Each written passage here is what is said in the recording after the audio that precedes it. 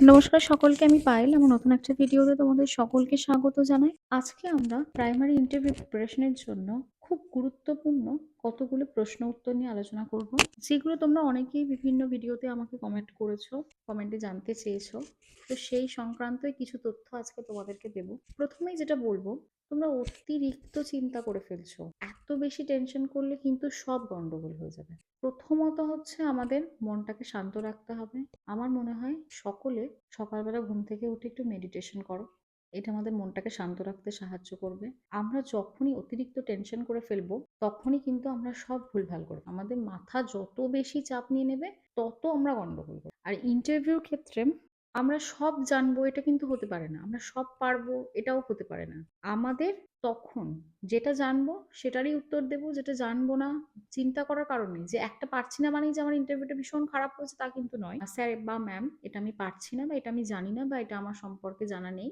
দ্বিতীয় কথা হচ্ছে, ইন্টারভিউর ক্ষেত্রে কিন্তু আলাদা করে কোনো সিলেবাস হয় না যে এই জিনিসগুলো আমাদের পড়তে হবে, এইগুলো থেকেই ইন্টারভিউতে আসবে, সেরকম কোনো ব্যাপার নেই। ইন্টারভিউতে তোমাকে খুব সাধারণ কিছু প্রশ্ন করতে পারে, আবার কখনো কিছু সিচুয়েশন বেস প্রশ্ন করতে পারে, কখনো তোমাকে ডেমো দিতে বলতে পারে, কখনো আবার ডেমো নাও দিতে বলতে পারে। তো তোমরা অনেকেই বলছো দিদি ডেমো দাও, দিদি ডেমো দাও। আমি বলবো ডেমোটা নিজের মতো করে দাও। তোমরা কোনো বাইরের ডেমো দেখো না, ডেমোটা নিজের মতো করে দিতে হবে। ওটা তুমি নিজে কিভাবে বাচ্চাদেরকে বোঝাবে, এটা তোমার নিজে মাথা থেকে বার করো। তুমি ধরো ক্লাস 3-র একটা টপিক বাচ্চাটাকে পড়াবে, সেটা পরিবেশ হতে পারে, অঙ্ক হতে পারে, ইংরেজি হতে পারে, বাংলা হতে পারে। তাহলে আমি কিভাবে বাচ্চাটাকে পড়ালে বাচ্চাটা ভালো বুঝতে পারবে, সেটা নিজের মনে চিন্তা করো। তুমি যত বেশি চিন্তা করবে, তত দেখবে মাথা থেকে সলিউশন বেরোবে। কিন্তু এই যে ভিডিও দেখে নিলাম, এইরকম ভাবে পড়িয়েছে মানে আমাকেও ওইভাবেই পড়াতে হবে, তারপরে আমি একটু ভুলে গেলাম, দিয়ে তখন আমি আরো গন্ডগোল করে ফেললাম, ঘাবড়ে গেলাম, দিয়ে ভুলভাল একটা ইন্টারভিউ দিয়ে চলে এলাম, এরকম করলে হবে না। এত কিছু পড়ার দরকার নেই। বেসিক যে জিনিসগুলো আছে সেই জিনিসগুলো, যেটুকু তোমার স্কুলের সঙ্গে রিলেটেড, যে জিনিসগুলো আমাদের আগামী দিনে স্কুলে গিয়ে ফেস করতে হবে, সেইটুকু জিনিস জানলেই হবে। যেগুলো আমাদের বেসিক জানা উচিত আমাদের সকলেরই, সেইটুকু জিনিসই আমাদের জানতে হবে। তো প্রথমেই তোমাদেরকে আমি বলি যে ইন্টারভিউর একটা বেসিক কয়েকটা প্রশ্ন নিয়ে আজকে আমরা আলোচনা করব। প্রথমে হচ্ছে ইন্ট্রোডিউস ইয়োরসেলফ, বা নিজের সম্পর্কে কিছু বলুন। এইটা যখন বলবে, তোমরা অন্যের ভিডিও কেন দেখবে? তোমাকে যদি আমি জিজ্ঞাসা করি, তোমার সাথে আমার দেখা হয়েছে প্রথম, আমি তোমাকে প্রথমেই জিজ্ঞাসা করলাম তোমার সম্পর্কে কিছু বলো, তো এই কথাটা জানার জন্য তোমাকে অন্য কোনো ভিডিও কেন দেখতে হবে? তুমি তোমার সম্পর্কে তুমি তাদেরকে বলবে। তুমি যেভাবে কথা বলতে ভালোবাসো তুমি সেভাবেই কথা বলবে। এটা এরকম কোনো ব্যাপার নয় যে অন্য কিভাবে অন্যরা কিভাবে কথা বলছে সেটাকে আমাকে কপি করতে হবে, বা সেই অনুযায়ী আমাকে বলতে হবে, এরকম কোনো ব্যাপার নেই। নিজস্বতা রাখতে হবে। ইন্টারভিউ মানে সেখানে সকলে, যারা ইন্টারভিউ দিতে যাচ্ছে সকলেই পরীক্ষায় পাশ করেছে, রিটেন পরীক্ষায়, তার মানে সকলের মধ্যে কিন্তু গুণ আছে। কিন্তু তার মধ্যে কেন তোমাকে বেছে নেওয়া হবে? তার কারণ তোমার নিজস্বতা থাকবে। তুমি নিজের মতো করে পড়াবে, তুমি নিজের মতো করে উত্তর দেবে, তবে তো ওনারা তোমাকে বেছে নেবেন। ওখানে যারা ইন্টারভিউ দিতে যাবেন তারা সকলে সবকিছু জানেন।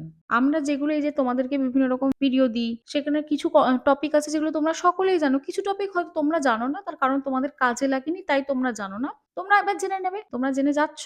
কিন্তু জানো না এমন কিছু নয়, সবটাই জানো তোমরা। এটা মাথায় প্রথমেই ঢুকিয়ে নাও যে আমি সবটা জানি, আমি সবটা পারবো, আমার ইন্টারভিউটা ঠিকঠাক হবে। তারপর হচ্ছে নিজের সম্পর্কে যখন আমাকে বলতে দেবো, আমি নিজের মতো করে নিজের সম্পর্কে বলবো। আমি তোমাদেরকে একটা ভিডিওতে বললাম আমি পায়েল পাল, আমি অমুক, আমি তমুক, আমি অমুক জায়গা থেকে আসছি। এইগুলো কেন হবে? তুমি তোমার সম্পর্কে বলবে। প্রথমে হচ্ছে তোমার নাম কি, তুমি কোথা থেকে আসছো, তোমার এডুকেশন কোয়ালিফিকেশন বললে।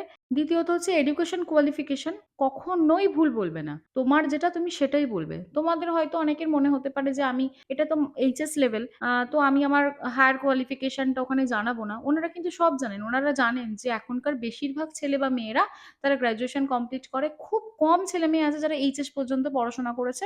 ম্যাক্সিমাম ছেলে মেয়েরা ওখানে গ্র্যাজুয়েট বা মাস্টার্স বা আরো বেশি তার ডিগ্রি থাকতেই পারে। সুতরাং এমন কোনো ব্যাপার নেই যে আমাকে এইচএস পাসই বলতে হবে। তোমার যেটা কোয়ালিফিকেশন তুমি সেটা বলবে। ওনারা আমাদেরকে জিজ্ঞাসা করতে পারেন যে তোমার এতটা হায়ার কোয়ালিফিকেশন থাকা সত্ত্বেও তুমি কেন প্রাইমারি টিচার হতে চাইছো? কিন্তু সেই প্রশ্নের উত্তরটাও তোমাকে নিজের মতো করে দিতে হবে। কেন আমরা প্রাইমারি শিক্ষক হতে চাইছি? তোমার মনের কি ইচ্ছা? কেন তুমি প্রাইমারি, তুমি তো সত্যিই তো, এটা তো একটা ভাবার বিষয় আছে যে তুমি এতটা পড়াশোনা করছো, তার কারণ তুমি ওই পেশাটাকে সম্মান করো, তুমি বাচ্চাদের সঙ্গে মিশতে ভালোবাসো, তুমি বাচ্চাদের সঙ্গে থাকতে ভালোবাসো, শিক্ষিত সমাজকে তৈরি করবে। আমরা সকলেই জানি যে শিক্ষকরাই হচ্ছে সমাজ গড়ার কারিগর। ওনারাই ভবিষ্যতে নাগরিক তৈরি করেন। সুতরাং তুমি সেই মহান পেশার সঙ্গে যুক্ত হতে চাও, তাই তুমি শিক্ষক হতে চাও।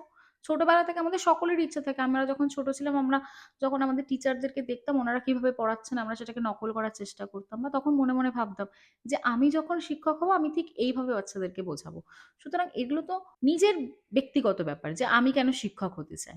প্রথমত গেল নিজের সম্পর্কে কিছু বলুন, এটা কোনো ভিডিওতে দেখবে না, নিজের মতো করে বলবে। দ্বিতীয়ত ড্রেস কোড। তোমরা অনেকেই ড্রেস কোড নিয়ে জানতে চাইছো। তুমি ট্রেনিং করেছো, কেন ট্রেনিং করেছো? তুমি ডিএলএড করেছো মানেই তুমি প্রাইমারি স্কুলের টিচার হতে চাও বা প্রাইমারি শিক্ষক হতে চাও। কেন তুমি হতে চাও?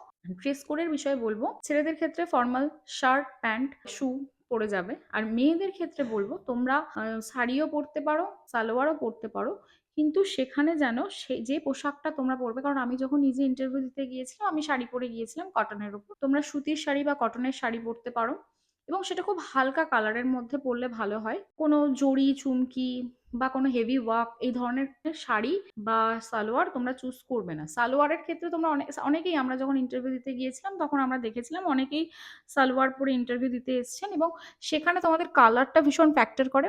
খুব হালকা কালারের সেই ধরনের পোশাক যেটা একজন শিক্ষকের সত্যিই পরা উচিত, বা আমরা স্কুলে গেলে যে ধরনের পোশাক পরে যাবো, যাই পোশাকে যেন একটা শালীনতা বজায় থাকে আমাদের। দ্বিতীয়ত হচ্ছে পোশাক, তুমি যেটাতে কমফোর্টেবল ফিল করবে। তোমার যদি শাড়ি ক্যারি করতে সুবিধা হয় সেক্ষেত্রে তুমি শাড়ি পরবে। তোমার যদি মনে হয় আমি সালোয়ার কামিজ পরে যাব, তুমি সালোয়ার পরে যাবে। এক্ষেত্রে কোনো বাধ্যবাধকতা নেই যে শাড়ি পরেই যেতে হবে, আর তবে চেষ্টা করবে কটনের ওপর একটু হালকা কালারের সালোয়ার বা শাড়ি পরে যেতে। দ্বিতীয়ত হচ্ছে চুলটা খোলা রাখবো না, চুলটা বেঁধে যাব। আমি যেমন ইন্টারভিউ যখন দিতে গিয়েছিলাম চুলটা বেনুনি করে গিয়েছিলাম, তোমরাও চুলটাকে বেঁধে যাও, পনিটেল করে যাবে, যেন এদিক ওদিক থেকে চুলটা বেরিয়ে না পড়ে, কারণ আমরা শিক্ষক হতে যাচ্ছি। আমাদের দেখে যেন বেশ একটা সোভার লুক আসে আমার আমার মধ্যে। একদম ছোট্ট একটা কালো টিপ পরবে। এবার আমরা কিছু ইম্পর্টেন্ট টপিক নিয়ে আলোচনা করব। প্রথম দ্বিতীয় এই দুটো প্রশ্ন তোমরা অনেকেই জিজ্ঞাসা করছো, সুতরাং আমার মনে হয়েছিল যে এই ধরনের প্রশ্নের উত্তর দেওয়া উচিত, তো সেই কারণের জন্য আমি এই ধরনের প্রশ্নের উত্তর দিলাম। স্কুল রিলেটেড যে জিনিসগুলো রয়েছে এবার আমরা সেইগুলো দেখব। স্কুলগুলোতে কি কি বই পড়ানো হয় সেটা নিয়ে তোমরা অনেকেই আমাকে প্রশ্ন করেছো যে দিদি অন্ততপক্ষে শর্টস ভিডিওতেও একটা স্কুলে কি কি বিষয় পড়ানো হয় বা কি কি বই থাকে সেই বইয়ের নাম। অলরেডি আমার একটা ভিডিও করা আছে যে আমাদের বইগুলোর নাম। আমরা সাধারণত জানি প্রাইমারি স্কুল মানে কি, পিপি অর্থাৎ প্রি প্রাইমারি থেকে ক্লাস 5 পর্যন্ত। এবার আমরা দেখব কোন কোন মানে ক্লাসের জন্য কি কি বই আছে। প্রথমত হচ্ছে প্রি প্রাইমারিতে দুটো বই দেওয়া হয়, একটা হচ্ছে মজারু, একটা হচ্ছে কুটুম কাটাম। এবার এই কুটুম কাটাম বইটাতে কি আছে প্রথমে আমরা বলি। কুটুম কাটাম বইতে বিভিন্ন ডট দেওয়া আছে, সেই ডট গুলোকে যোগ করে বিভিন্ন ধরনের ছবি হচ্ছে। এছাড়া ওখানে আরো একটা জিনিস আমরা শিখছি, সেটা হচ্ছে আমরা যদি বইটা দেখি, দেখলে বুঝতে পারবো বিভিন্ন ছবি আঁকা আছে, ছবি থেকে গল্প বানানো। ছবিটা দেখে বাচ্চারা কি বুঝতে পারছে, দ্বিতীয়ত ওই ছবি দেখে আমরা কোনটা বড় কোনটা ছোট, কোনটা সংখ্যায় কতগুলো আছে, কোনটা একটা আছে কোনটা দুটো, মানে কাউন্ট শেখানোটা যেটা বাচ্চাদের, সেটাও কিন্তু এই বইটা থেকে আমরা দেখতে পাই। তাহলে এটা হচ্ছে কর্মপত্র। বেসিক্যালি কুটুম কাটাম বইটা হচ্ছে একটা কর্মপত্র, আর মজারও হচ্ছে বিভিন্ন ধরনের ছবি আঁকা আছে বইটায় এবং রঙিন ছবি দেওয়া আছে। বাচ্চারা সেই রঙিন ছবিটা দেখে কোন ছবিটা থেকে কি বলা হচ্ছে, মানে কোনটা পাতা কোনটা ফুল কোনটা মাছ কোনটা ঘর কোনটা সূর্য, এই সবগুলো তারা চিনতে শিখছে। দ্বিতীয়ত হচ্ছে ওই যে ছবিটা দেওয়া আছে সেই রঙিন ছবিটা দেখে সে কল্পনা করছে, সেই রঙিন ছবিটা থেকে আমরা বাচ্চাটাকে গল্প শোনাবো। কারণ সাধারণত প্রি প্রাইমারি মানে কি, প্রি প্রাইমারি মানে হচ্ছে সে খেলার ছলে শিখবে, সে আনন্দের সঙ্গে শিখবে, সে তার স্কুলে আসা মেনলি অভ্যেস হবে। এই প্রাক প্রাথমিক হচ্ছে প্রাথমিক শিক্ষা শুরুর আগের একটা স্তর। সাধারণত সেটা 3 থেকে 6 বছর বয়সী ছাত্রছাত্রীদের হয়। বিভিন্ন রকম ছবি আঁকা, ছবি দেখা বা ক্লাসরুমের বাইরে সে যেগুলো যা ক্লাসরুমের মধ্যে সে যা দেখতে পাবে, আমাদের আশেপাশে প্রকৃতিতে যা দেখতে পাবে, সেই সমস্ত জিনিসগুলোকে বেসিক্যালি তাদেরকে চেনানো বা তাদেরকে বিভিন্ন গল্পের মাধ্যমে বিভিন্ন জিনিস শেখানো, যাতে সেই শিশুটার শারীরিক বিকাশ হয়, মানসিক বিকাশ হয় এবং সামাজিক বিকাশ হয়, এবং তার সঙ্গে খেলাধুলাটা মাস্ট। বালা প্রজেক্টে যখন আমি পড়িয়েছিলাম তখন তোমাদেরকে বলেছিলাম, যখন আমরা ডিএলএড সেশনে ছিলাম তখন আমরা টিএলএম বানাতাম, কিন্তু এখন স্কুলগুলোই হয়ে গেছে আস্ত একটা টিএলএম। সেখানে তোমরা যদি তোমাদের কাছাকাছি প্রাইমারি স্কুলগুলোতে যাও, সেখানে যদি তুমি পিপির ঘরে যাও, তুমি গিয়ে দেখতে পাবে সেখানে অ্যালফাবেট গুলো লেখা রয়েছে, ABCD, ক্যাপিটাল লেটারে স্মল লেটারে লেখা রয়েছে। সেখানে গিয়ে অ আ ক খ তোমরা দেখতে পাবে। তোমরা বিভিন্ন রকম সিজন গুলো দেখতে পাবে, সানডে মনডে বিভিন্ন বার গুলো দেখতে পাবে, মাসগুলো দেখতে পাবে। বিভিন্ন জিনিস সেখানে ছবির মতো করে সুন্দর করে কালার চেনানো হয়েছে, কোনটা কি কালার। ক্লাস ওয়ানে কি কি বই পড়ানো হয়, এখানে একটা বই থাকে আমার বই। এই আমার বইয়েতেই 3টে পার্ট থাকে, সামাটিভ 1-এ একটা, 2-তে একটা, 3-তে একটা। আগে একটা মোটা বই দেওয়া হতো, কিন্তু বর্তমানে পাতলা বই দেওয়া হচ্ছে। তার কারণ হচ্ছে বাচ্চারা একদম যখন শেষ পরীক্ষার আগে, মানে থার্ড সামাটিভের আগে গিয়ে দেখা যেত অধিকাংশের বইটা ছিঁড়ে যাচ্ছে এবং ব্যাগটা ভীষণ ভারী হয়ে যাচ্ছে। এখন প্রাথমিক শিক্ষার লক্ষ্যই হচ্ছে ব্যাগের বোঝা কমাতে হবে, মানে বইয়ের বোঝা কমাও। সেই কারণের জন্য সরকার এখন আমার বইটা 3টে পার্টে ভেঙে দিয়েছে, এবং এই আমার বই, এই বইটার মধ্যেই তাদেরকে বাংলার শেখানো হবে। বাংলা ছোট ছোট তাদেরকে বানান, যেমন আম, ফল, জল, তাদেরকে শব্দ তৈরি আর কি। যে দুটো বর্ণ পাশাপাশি বসলেই সবসময় শব্দ হয় না, সেটা যদি একটা নির্দিষ্ট মানে থাকে তবেই আমরা শব্দ তৈরি করতে পারবো। অঙ্কের মধ্যে কি কি রয়েছে, তাদেরকে বিভিন্ন কাউন্ট শেখানো, কাউন্টের পর ছোট ছোট যোগ করানো। এবং এখানে তো প্রাইমারি লেভেলে যোগ বলতে এখানে বড় কোনো যোগ নেই। ছবি আঁকা রইলো, 4টে ফুলের ছবি আঁকলাম, তার সঙ্গে যোগ চিহ্ন দিয়ে আবার 5টা ফুলের ছবি আঁকলাম। এবার নিচে বললাম যে মোট কতগুলো ফুল আছে হিসেব করি, তাহলে এবার আমরা ওখানে হিসেব করলাম, তাহলে তাদেরকে অঙ্ক শেখানো হলো। ইংরাজিটাও তাই, খুব বেসিক একদম ক্লাস ওয়ানের ইংলিশ রয়েছে। প্রথমত হচ্ছে ক্যাপিটাল লেটার, স্মল লেটার, এগুলো শেখানো হচ্ছে। দিস দ্যাট এর ব্যবহার শেখানো হচ্ছে। এইগুলো হচ্ছে ক্লাস ওয়ানে রয়েছে। তাহলে ক্লাস ওয়ানে রয়েছে আমার বই। আচ্ছা, আর একটা হচ্ছে স্বাস্থ্য শারীর শিক্ষা। এই আমার বইটা ক্লাস ওয়ানে আছে, আর ক্লাস টুতেও সেই একই বিষয়, সেখানে বাংলা, ইংরাজি আর গণিত 3টে পার্টই একটা বইয়ের মধ্যে রয়েছে। ক্লাস টুতেও তাই, এরকম 3টে পার্ট, 1, 2 আর 3। তাহলে ক্লাস ওয়ান এবং ক্লাস টুতে কি কি বই রয়েছে, আমার বই, স্বাস্থ্য ও শারীর শিক্ষা, আর তার সাথে জগৎবাড়ি। জগৎবাড়ি বইতে বিভিন্ন ধরনের ছবি রয়েছে, আর বিভিন্ন কথা লেখা আছে, একটা সেন্টেন্স লেখা রয়েছে এবং সেটার একটা ছবি দেওয়া আছে। ছাত্রছাত্রীদেরকে আমাদেরকে সেই সেন্টেন্সটা পড়ে আর সেই ছবিটা দেখে তাদেরকে গল্প শুনে তাদেরকে সেই বিষয়টা সম্পর্কে জানাতে হবে। ক্লাস 3, 4, 5 এর জন্য চলে যায়। 3 আর 4 এর জন্য যে বাংলা বই, সেই বাংলা বইয়ের নাম হচ্ছে পাতাবাহার, ইংরাজি বইয়ের নাম হচ্ছে বাটারফ্লাই, অঙ্ক বইটার নাম হচ্ছে আমার গণিত, আর পরিবেশ বইয়ের নাম হচ্ছে আমাদের পরিবেশ। এছাড়া ক্লাস 3 এবং 4 এর জন্য ভাষাপাঠ, কিন্তু ক্লাস 3 তে এই পাতাবাহারের সঙ্গেই রয়েছে ভাষাপাঠ। ভাষাপাঠ মানে যেখানে আমরা বাংলা ব্যাকরণ শিখবো। তাহলে ক্লাস 3 তে কিন্তু আলাদা করে ভাষাপাঠ বই নেই, কিন্তু ক্লাস 4 আর 5 এর ক্ষেত্রে যেমন পাতাবাহার রয়েছে, বাটারফ্লাই রয়েছে, আমার গণিত, আমাদের পরিবেশ রয়েছে, একটা এক্সট্রা বই রয়েছে, সেটা হচ্ছে ভাষাপাঠ। এই ভাষা পাঠে আমরা সাধারণত বাংলা ব্যাকরণটা শিখি। আর ইংরাজির ক্ষেত্রে যেমন বাটারফ্লাই আছে, তেমনি গ্রামার পোর্শনের জন্য কি আছে, উইংস। এই উইংসে আমরা বিভিন্ন ধরনের ইংলিশ গ্রামার শিখবো। ছোট ছোট সেন্টেন্স, কোথাও টেন্স এর গঠন, কোথাও আমরা আর্টিকেল, প্রিপোজিশন, মানে নর্মাল অ্যাডভার্ব কোনটা, পার্টস অফ স্পিচ, এগুলো আমরা উইংস বইতে আছে, সেগুলো ধাপে ধাপে পড়ানো হয়। উইংস এর ক্ষেত্রেও ব্যাপার আছে। ক্লাস 3 এবং 4 এর ক্ষেত্রে উইংসটা হচ্ছে পার্টে পার্টে, মানে পার্ট 1, পার্ট 2, পার্ট 3, কিন্তু ক্লাস 5 এর ক্ষেত্রে একটাই উইংস বই। ক্লাস 1 থেকে 5 পর্যন্ত সকলেরই হচ্ছে স্বাস্থ্য শারীর শিক্ষা, এবং জগৎবাড়ি বইটা হচ্ছে সকলের জন্য রয়েছে। আমি অলরেডি দিয়ে দিয়েছি বিদ্যালয়গুলোতে কোন কোন রেজিস্টার মেনটেন করতে হয়, সেই ভিডিও আমার অলরেডি দেওয়া আছে, তোমরা একটু দেখে নেবে। 4 নম্বর পয়েন্ট হচ্ছে বিদ্যালয়ের রেজিস্টারগুলোর মধ্যে খুব গুরুত্বপূর্ণ যেটা, সেটা হচ্ছে স্টুডেন্ট অ্যাডমিশন রেজিস্টার, যেটা ভীষণ গুরুত্বপূর্ণ। মিড ডে মিল টেস্টিং রেজিস্টারটাও ভীষণ গুরুত্বপূর্ণ। এছাড়া আমাদের অ্যাটেন্ডেন্স রেজিস্টার, মানে টিচারদের অ্যাটেন্ডেন্স এবং স্টুডেন্টদের অ্যাটেন্ডেন্স, এগুলো হচ্ছে মাস্ট। ইউনিফর্ম রেজিস্টার, শু রেজিস্টার, বুক রেজিস্টার, এগুলো কিন্তু তোমাদেরকে একটু দেখে নিতে হবে কোনটার কি কাজ, সেটা আমার ভিডিওতে অলরেডি বলা আছে।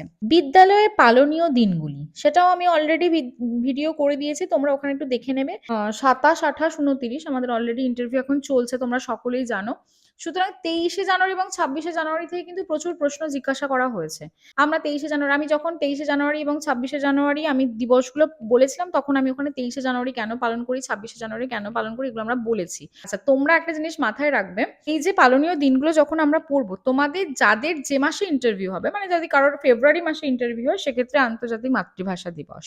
মার্চে যদি ইন্টারভিউ হয়, তাহলে আমাদের উইমেন্স ডে। এটা অনেকেরই প্রশ্ন থাকে, কতগুলো, মানে স্কুলটা অ্যাকচুয়ালি কখন শুরু হয়।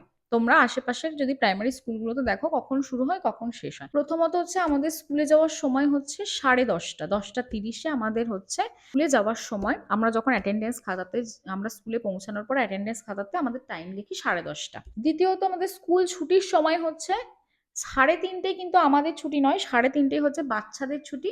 তারপর আমরা পরের দিনের পাঠ পরিকল্পনা করার জন্য আমাদের আরো 0.5 ঘন্টা স্কুলে থাকা উচিত। সেখানে আমরা পরের দিন বাচ্চাদের কি পড়াবো, কিভাবে পড়াবো, সেটা আমরা সেদিনকে বসে ঠিক করব, বা যদি আমাদের কোনো অফিসিয়াল কাজ থাকে সেটা আমরা করব। আমাদের ছুটির টাইম হচ্ছে 4টের সময়। এবার কতগুলো পিরিয়ড থাকে সেটা তাদের স্কুলের ওপর নির্ভর করে, কিন্তু সাধারণত প্রাথমিক বিদ্যালয়গুলিতে, আমি আমাদের স্কুলের কথাই বলছি তোমাদের, আমাদের প্রথম পিরিয়ড হয় 11টা থেকে স্টার্ট হয়। তার আগে আমাদের অ্যাসেম্বলি হয়, সেটা 10:50 স্টার্ট হয়। সেখানে প্রার্থনা সঙ্গীত, জাতীয় সঙ্গীত হচ্ছে, গুড হ্যাবিটস হয়। আমাদের ফার্স্ট ক্লাস শুরু হয় আমাদের 11টা থেকে শুরু হয় 11:40 পর্যন্ত, তখন আমাদের বাংলা হয়। তারপরে 11:40 থেকে 12:20 পর্যন্ত আমাদের ইংলিশ হয়। তারপরে 12:20 থেকে 1:10 পর্যন্ত, এই ক্লাসটা আমাদের একটু বেশি, যেহেতু গণিতটা খুব গুরুত্বপূর্ণ সেই কারণের জন্য গণিতের জন্য আমাদের একটু বেশি টাইম দেওয়া হয়েছে, যাতে ছাত্রছাত্রীরা গণিতে কোনো সমস্যা না থাকে। বিশেষত বড় ক্লাসগুলোর জন্য 3, 4, 5 এর ক্ষেত্রে গণিতের টাইমটা দেওয়া খুব গুরুত্বপূর্ণ। আর তারপরে 4th ক্লাসটাই হয় আমাদের উইংসটা, যে উইংসটা ভীষণ গুরুত্বপূর্ণ, এবং ইংলিশ গ্রামার মানে ইংরাজির ওপর বাচ্চাদের স্পেশাল জোর দেওয়ার জন্য আমরা উইংস ক্লাসটা আলাদা নিই। তাহলে আমাদের টিফিনের আগে হলো 4টে ক্লাস, টিফিনের পরে আমাদের হয় 2টো ক্লাস। একটা হচ্ছে আমাদের পরিবেশ, টিফিন শেষ হয় হচ্ছে আমাদের 1:40-এ টিফিন শুরু হয়, টিফিন শেষ হয় 2:20-তে। 2:20 থেকে 3টে পর্যন্ত আমাদের ইভিএস অর্থাৎ আমাদের পরিবেশ হয়।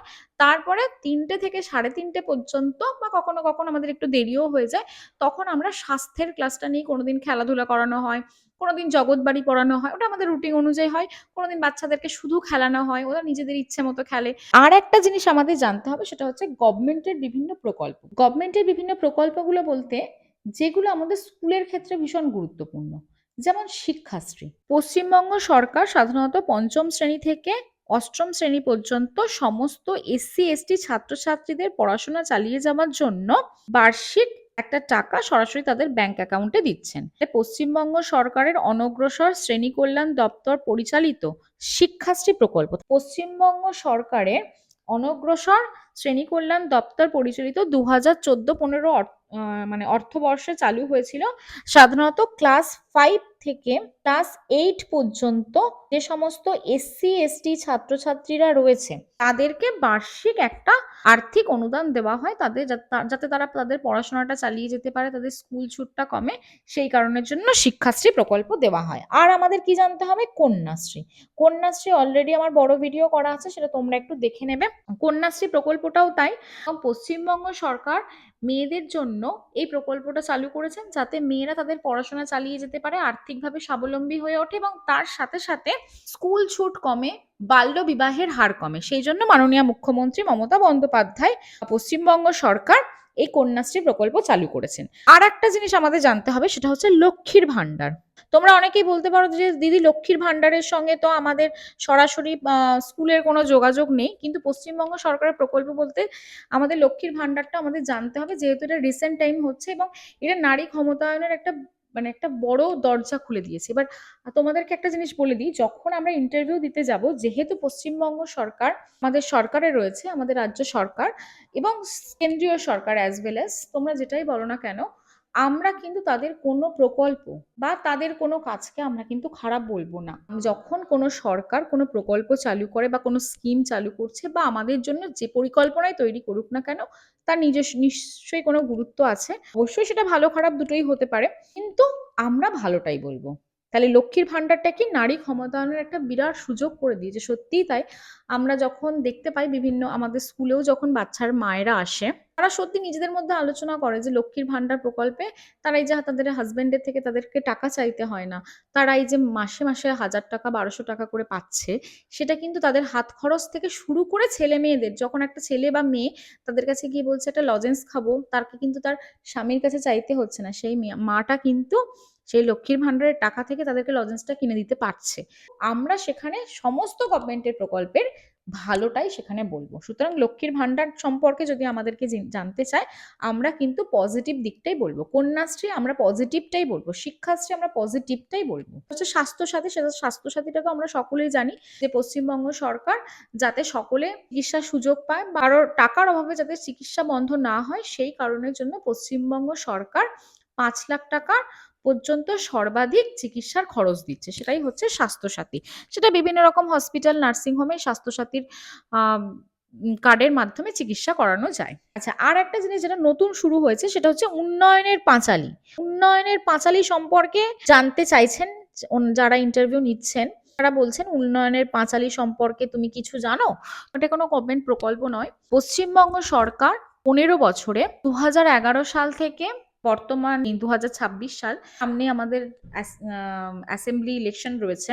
পশ্চিমবঙ্গ সরকার ১৫ বছরে বা এই যে ৩ টার্ম ক্ষমতায় কি কি কাজ করেছে সেটা পশ্চিমবঙ্গ সরকার একটা পাঁচালী মানে একটা গানের আকারে বার করেছে। যেমন আমাদের মা ঠাকুমারা লক্ষ্মীর পাঁচালী পড়েন, আমরা সকলেই জানি, সেই পাঁচালীর মতো সুর করে পশ্চিমবঙ্গ সরকারের ১০ বছরের উন্নয়ন একটা গানের আকারে প্রকাশ করা হয়েছে, যেখানে মানুষজনের কাছে সহজেই পশ্চিমবঙ্গ সরকারের প্রকল্পগুলো পৌঁছে যাবে এবং সরকার কি কি কাজ করেছে মানুষ জানতে পারবে। তো সেটাই হচ্ছে উন্নয়নের পাঁচালী। গানটি কে গেয়েছেন? বিশিষ্ট সঙ্গীত শিল্পী ইমন চক্রবর্তী গানটা গেয়েছেন। আচ্ছা, আর দুটো জিনিস আমরা এখানে পড়বো, সেটা হচ্ছে টিএলএম, আর একটা আমরা পড়বো টিটিএম, টিচিং লার্নিং মেটেরিয়াল, অর্থাৎ শিক্ষণ উপকরণ বা শিক্ষণ সহায়ক উপকরণ। সেগুলো কি? সেগুলো হচ্ছে আমরা শিক্ষক শিক্ষিকা হিসেবে যখন ছাত্রছাত্রীদের কোনো বিষয় বোঝাই, তখন কি করি? আমরা বিভিন্ন রকম ছবি, চার্ট, মডেল, সেটা বিভিন্ন রকম ভিডিওগ্রাফির মাধ্যমে আমরা বাচ্চাদেরকে বোঝাতে পারি। তার কারণ এখন শিক্ষাটা হয়ে গেছে আনন্দদায়ক, মানে বাচ্চারা খেলতে খেলতে শিখবে, বাচ্চারা খুব আনন্দের সঙ্গে বিষয়টা শিখবে। তাই যখন আমি তাদেরকে কোনো একটা ভিডিও চালিয়ে দিচ্ছি, সেই ভিডিওটা তারা দেখছে, তার মানে সেই ভিডিওটা যদি শিক্ষামূলক হয়, তার মানে সে সেখান থেকে কিছু শিখছে। বা কোনো মডেল আমি তৈরি করে নিয়ে গেছি, সেই মডেলটা দিয়ে যখন আমি তাদেরকে পড়াচ্ছি, বা কোনো চার্ট আমি তৈরি করে নিয়ে গেছি, সেই চার্টটা দিয়ে যখন তাদেরকে আমি পড়াচ্ছি, তারা আরো বেশি ইন্টারেস্ট পাচ্ছে, বা তারা আরো বেশি আগ্রহ কৌতূহল নিয়ে বিষয়টা শিখছে। তাহলে এটাই হচ্ছে টিএলএম। তাহলে টিএলএমটা কি? টিচিং লার্নিং মেটেরিয়াল, অর্থাৎ বাচ্চাদের শেখাটাকে আরো বেশি সহজ, আকর্ষণীয় এবং সুন্দর করে তোলার জন্য শিক্ষক শিক্ষিকারা যে সমস্ত উপকরণ ব্যবহার করেন সেটাই হচ্ছে টিএলএম। আমাদের ব্ল্যাকবোর্ডটাও কিন্তু টিএলএম এর মধ্যেই পড়ে, কারণ এই ব্ল্যাকবোর্ডে আমরা ছবি আঁকছি, আমরা লিখছি, আমরা তাদেরকে পড়াচ্ছি, বোঝাচ্ছি, যা করছি সবটাই তো ব্ল্যাকবোর্ডের মাধ্যমে। তার মানে ব্ল্যাকবোর্ডটাও এখানে টিএলএম এর মধ্যেই পড়ছে। আমাদের দেওয়াল টিএলএম হিসেবে কাজ করছে। দেওয়ালে আমার বিভিন্ন কালারগুলো বেলুন করা আছে এবং সেখানে বিভিন্ন কালার লেখা। আমি যখন পিপির বাচ্চাকে বলছি এটা কিসের ছবি বলতো, তারা বলবে বেলুন। তখন আমি বলছি আচ্ছা এটা কি রং বলতো, তোমরা বুঝতে পারছো এটা কি রং? তারা বলবে লাল। আচ্ছা লাল ইংরাজি কি বলতো, তোমরা জানো লাল ইংরাজি কি? তার মানে তখন ওটাই হয়ে উঠছে আমার টিএলএম।